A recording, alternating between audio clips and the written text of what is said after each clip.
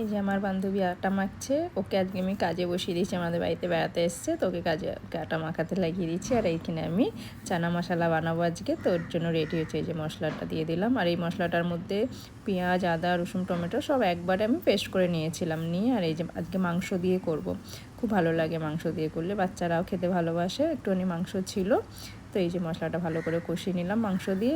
এই যে চানাগুলো দিয়ে দিলাম, কাবলি চানা আর একটু রেখেছিলাম, ওইটাকে একটু মিক্স করে দেব, তো গ্রেভিটা একটু গাঢ় গাঢ় হবে, ওর জন্য এটাকে মিনিমাম একটু মিক্স করে দিলাম।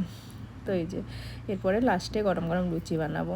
এই দেখুন আমার চানা মশলা হয়ে গেল, কেমন লাগলো বলবেন, খেতে তো খুবই ভালো হয়েছিল।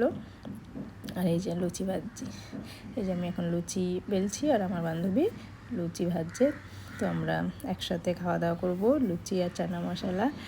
তো ভিডিওটা কেমন লাগলো অবশ্যই বলবেন। আমি আমার বান্ধবী আজকে দুজনে মিলে আমরা রান্না করেছি। আর এরকম কাবলি চানা মাংস দিয়ে কে কে খাই জানি না, কিন্তু করে খাবেন, খুব ভালো লাগে, একটু আলাদা কিছু ভালো লাগে। এই যে লুচি ভাজা হয়ে গেছে, আর এই যে